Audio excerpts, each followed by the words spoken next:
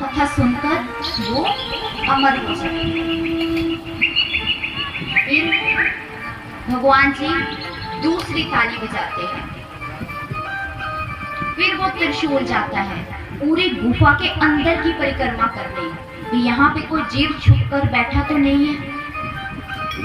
जब वो पूरी परिक्रमा करके आ जाता है तो भगवान शिव जी अमर कथा आरंभ करते हैं, पर उससे पहले एक सावधानी बताते हैं। सावधानी क्या? ये जो अमर कथा है देवी, इसमें निद्रा देवी बहुत आती है। महादेव जी बोल रहे हैं जो अमर कथा है उसमें निद्रा बहुत आती है। तो मुझे कैसे पता चलेगा कि आप कथा सुन रहे हो या फिर नहीं सुन रहे हो? तो महादेव जी बोलते हैं मैं एक ना उपाय बताता हूँ। अगर तुम कथा सुनती होगी तो बस ऐसे करना, जब कोई बात करता है ना तो ऐसे बोलते ना हुंगारा भरो, ऐसे होता है ना, तो बस ऐसे स्वामी स्वामी स्वामी ऐसे ऐसे करके बोलना, तो मैं समझ जाऊंगा भी आप कथा सुन रहे हैं। तो माता बोलती ठीक है। तो भगवान शिव जी अमर कथा आरंभ करते हैं। और जैसे ही कथा आरंभ होती है इतने में ऊपर एक तोते का अंडा पड़ा होता है। जब कथा आरंभ होती है उसमें वो बच्चा उठकर बाहर आ जाता है, तोते का बच्चा। अब तोते का बच्चा वहां पे बैठता है और शिव जी कथा आरंभ करते हैं। जैसे कथा आरंभ होती है भगवान शिव जी अपने ध्यान में कथा सुना रहे हैं और कथा सुनते सुनते माता पार्वती को नींद आ जाती है। माता पार्वती सो जाती है। अब आपने तोते का स्वभाव देखा हो कि तोते को अगर बोलो मिट्ठू मिट्ठू तो तोता भी बोलता है मिट्ठू मिट्ठू। तो जो इंसान एक शब्द बार बार दोहराता है तोता उसको कैच कर लेता है। तो तोता वहां छोटा सा था, अब उसके माँ बाप का तो उसको पता नहीं था। माता पार्वती के शब्द उसको सुनाई देते, स्वामी स्वामी स्वामी। माता पार्वती तो बंद हो गई, तोता शुरू हो गए बोलना। महादेव जी कथा सुना रहे हैं और वो जो वहां पे तोते का बच्चा है वो बोल रहा है स्वामी स्वामी। स्वामी पूरा नहीं बोल रहा है स्वामी, क्योंकि तोते की आवाज इतनी क्लियर नहीं होती है। महादेव जी को लग रहा है भी माता पार्वती कथा सुन रही है। ऐसे करते करते पूरी कथा हो जाती है। जैसे पूरी कथा हो जाती है तो भगवान शिव जी अपनी आंखें खोलते हैं और देखते हैं माता सोई हुई है। एक तो जिद करती है अमर कथा सुनाओ और ऊपर से पूरी सुनती भी नहीं है। महादेव जी देखते हैं ये सोई हुई है। तो महादेव जी एकदम से बोलते देवी। माता एकदम से निद्रा से उठती है, बोलती स्वामी आगे क्या हुआ? महादेव बोलते आगे क्या हुआ? मैंने तो पूरी कथा भी खत्म कर दी, अभी पूछ रही भी आगे क्या हुआ?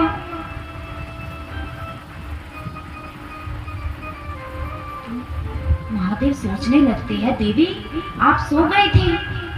बोले हाँ स्वामी मेरे को पता ही नहीं चला कब नींद आ गई और मैं सो गई। बोले वो तो ठीक है पर ये स्वामी भाई कौन बोल रहा था? और जैसे ही भगवान के ऊपर को दृष्टि जाती है और वहां पे वो तोता होता है। और भगवान ने जैसे ही देखा वे चुपके से इसने मेरी कथा सुनी है, त्रिशूल लेते हैं और उसके पीछे मारने के लिए भागने लगते हैं। अब जैसे ही तोता देखता है मेरे पीछे आ रहे हैं, वो तोता उड़ता उड़ता उड़ता उड़ता पूरे ब्राह्मण का चक्कर कर लेता, बचने को कोई जगह नहीं।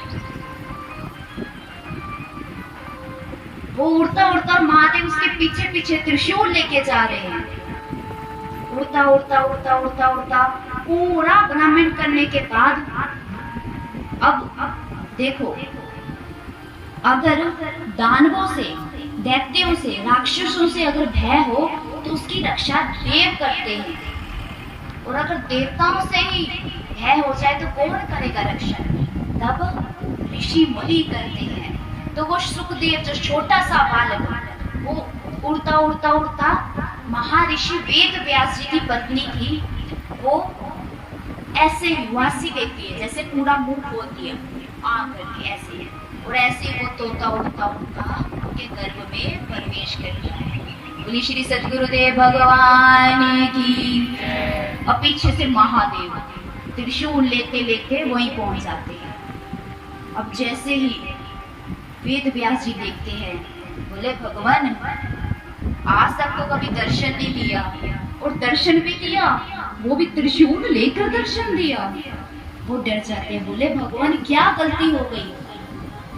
बोले इस जो आपकी पत्नी के पेट में चला गया है, इस शुक बालक ने मेरी अमर कथा चुपके से सुनी है, तो मैं आज इसको मार दूंगा। वेद व्यास जी बोलती है, भगवान अमर कथा? तो वो सोचने लगते हैं महादेव सच में ही महादेव है, उसको भोलेनाथ ऐसे नहीं बोलते हैं। बोले भगवान अगर अमर कथा सुननी भी है तो उसको मार कैसे सकते हो आप? भाई वो तो अमर हो गया, कोई उसको मार सकता है? अगर आपने उसको मार दिया तो आपकी अमर कथा झूठी हो जाएगी, आपकी अमर कथा झूठी हो जाएगी अगर आपने उसको मार दिया। भगवान बोलते हैं अच्छा, बेचारे भोले भाले भगवान, और सच में ही बहुत भोले हैं भगवान भोले जी। बोलते ठीक है तो कोई बात नहीं, मैं इसको मार नहीं सकता पर इसको अपने साथ तो लेके जा सकता हूँ। जैसे ये बाहर निकलेगा 1 साल के बाद, तुरंत इसको अपने साथ ले जाऊंगा। अब वो शुक बालक अंदर पेट से सुन रहा था। बोले भगवान कोई बात नहीं, आप 1 साल की समाधि लोगे ना तो मैं 12 साल की समाधि लूंगा। अब भगवान 1 साल के बाद वही बैठ जाते हैं। अब जैसे ही 1 साल होता है तो बच्चा बाहर आ जाता है। अब भगवान जी बोलते लाओ बच्चा दो, लाओ बच्चा दो। अब क्या? अब व्यास जी बोलते महाराज बच्चा तो तब देंगे, अभी तो उसका अंडा भी नहीं बना, बच्चा कहाँ से दे दे? भगवान बोलते क्या बोल रहे हो? बोले वो तो अभी तक उसका आकार भी नहीं बना, महाराज बच्चा कहाँ से दे दे? भगवान बोलते अच्छा 1 साल हो गए, 1 साल से वो पेट में। भगवान बोलते कोई बात नहीं, मैं थोड़ा और इंतजार करूंगा। भगवान फिर बैठ जाते शिव जी, फिर तपस्या करूंगा थोड़े दिन।